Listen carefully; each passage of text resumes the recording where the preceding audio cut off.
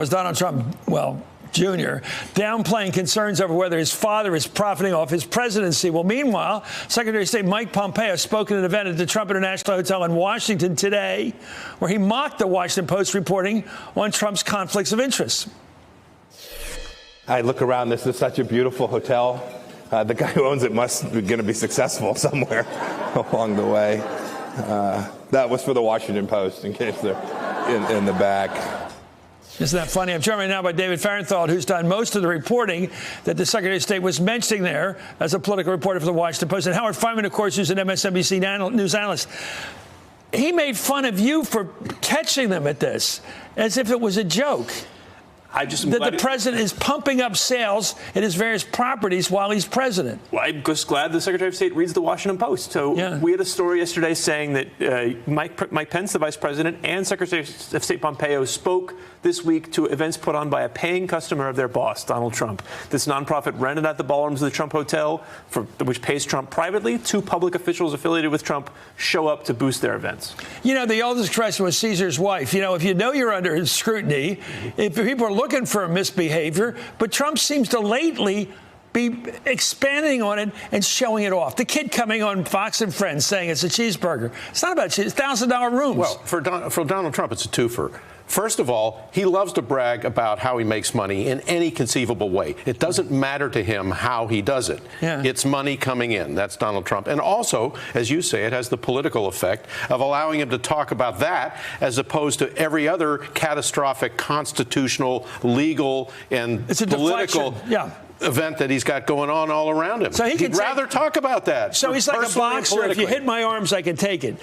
Just don't hit me in the face. But, I mean, it's amazing. This is considered less problem for him to be caught making money off the presidency than other presidents. Anyway, less until it isn't. Well, we'll see. President Trump told reporters last month that his team had chosen his Doral Resort in Miami as the site for next year's G7 summit after vetting 12 other sites.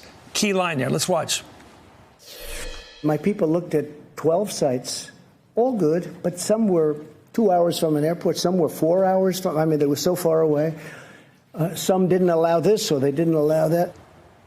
Well, David, you tweeted today asking the public, has anybody else out there in the media, government, hospitality industry, anywhere, heard of any sites being vetted by this administration? Trump said there were at least 12 in trying to prove him right, but so far I've come up short, you say. He's not done it. He hasn't checked out any other prospect. Well, I don't know that. I'm just looking for evidence that he's right, that he's telling the truth. And so I looked for other places that Trump had vetted. I've been calling all the authorities in these states where they say they've vetted sites. And I can only find one, Hawaii, where there seems to have been any inquiry made. And that was where they called up and basically asked, could we have a conference in Oahu, the island that has Honolulu on it? And Hawaii said, yeah. And that was it. That was all they heard from them. Maybe there was vetting in other places. I just haven't found it. Was it his idea to go to Miami? I don't know yet. I mean, that's what I'd like to know. Was there a real formal vetting process where they looked at all the, the parking and the accommodations at all these places, and somebody else said, yes, Trump Doral is the best? Or did Donald Trump come in and say, throw out Hawaii, we're doing it at my place? Here's my question, Howard. Always a big picture question. Why do the regular Joe and guy, woman, man, who makes an average income, who struggles to pay bills, root for a guy who does this, who takes advantage of the presidency to make some money off it? You and I, Chris, we're thinking of exactly the same guy. We know who that guy is. Yeah. He's in the outer suburbs of the Pittsburgh area, Western PA. He's in Ohio. He's in Michigan. He's in Wisconsin. As long as he's got a job, as long as he's doing great in the so-called Trump economy, fine. But this strategy of Donald Trump's, this propensity of Donald Trump can come back and bite him with some of those people the moment that economic situation for that person turns down a little. For example, the United Mine Workers are getting ready maybe to strike against General Motors. What are those guys going to think when they think Donald Trump is using his influence to shovel money in while they're out on the street?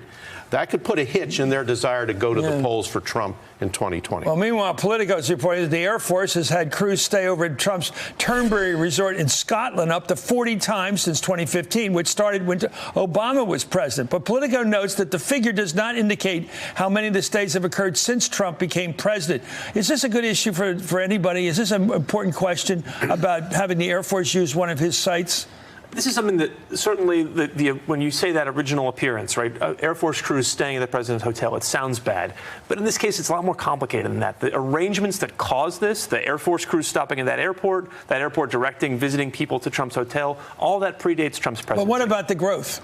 Obama signed a contract in 2016 to bring more air crews there. So unless I know that Obama said the level was going to be X and Trump made it 2X, unless we know that Trump stepped in to interfere, it looks like just a continuation of something Obama did. Do foreign potentates check into the Trump International Hotel in D.C. to win his favor? They certainly check in there, and they rent out the ballrooms for embassy events. You know, the only person I've ever heard say, foreign governments say, yes, I bought in here because I want to influence Donald Trump, the Philippine ambassador last year. They had a big gala, and he said, look, I'm doing this because Trump's a friend, and I want to show that. It looks like baksheesh. Yeah. It looks like they're paying for love. In the case of the Filipinos, they're proud. It's like Donald Trump is proud, they're proud. They're going to be out front about it. Expensive rooms. And I can tell you, having had dinner at one of those places, they're not doing it for the cuisine. The food. Okay, thank you. I can say that I'm clean on having gone to Trump International. Anyway, thank you, David. I was just doing reporting. I hear it's nice, but I'm not going there. Hey there, I'm Chris Hayes from MSNBC. Thanks for watching MSNBC on YouTube. If you want to keep up to date with the videos we're putting out, you can click subscribe just below me, or click over on this list to see lots of other great videos.